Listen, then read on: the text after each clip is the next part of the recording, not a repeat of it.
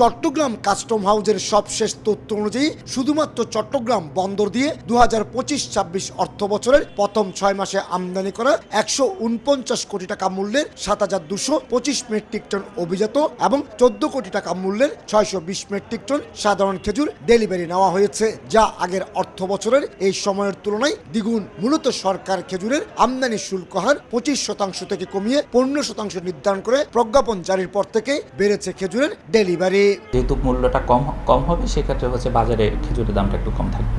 23 December থেকে কার্যকর হয় খেজুরের নতুন আমদানি শুল্ক হার 2026 সালের 31 মার্চ পর্যন্ত বলবৎ থাকবে বলে উল্লেখ করা হয়েছে জারিকৃত প্রজ্ঞাপনে।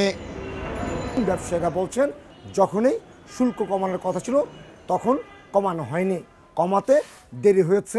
এতে যেমন আমদানি বাধাগ্রস্ত হয়েছে, তেমনি ড্যামারেজ গুনতে হচ্ছে চট্টগ্রাম বন্দরে।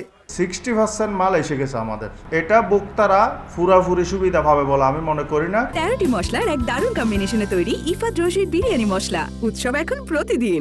এদিকে শুল্ক হার কমানোর প্রতিক্রিয়া পড়তে শুরু করেছে খেজুরের বাজারে। গত এক সপ্তাহের ব্যবধানে 5 কেজির প্রতি প্যাকেট আম্বর এবং মরিয়াম খেজুরের দাম 2000 টাকা কমে 5 ও 4000 টাকায় বিক্রি হচ্ছে। এখনো প্রচুর পরিমাণে আমদানি করা খেজুর বন্দরের ডেলিভারির অপেক্ষায় রয়েছে। এটা যদি আরো 15 দিন আগে যদি কমে দিত, তাহলে আমরা আমাদের ইম্পোর্টাররা মাল বের করতো, আমাদের ড্যামারিজ কমতো। আদুয়া কমে গেছে 500 টাকা 1000 টাকা করে, তারপর মরিয়ম কমে গেছে 1000 টাকা করে, মাশরুম কমে গেছে 500 টাকা করে। বাংলাদেশে বছরে প্রায় 1 লাখ মেট্রিক টন খেজুরের চাহিদা রয়েছে। এর মধ্যে শুধুমাত্র রমজান মাসে ইফতারের জন্য 80 থেকে 90 হাজার মেট্রিক টন খেজুরের প্রয়োজন হয়। কমল দে, সময় সংবাদ, চট্টগ্রাম।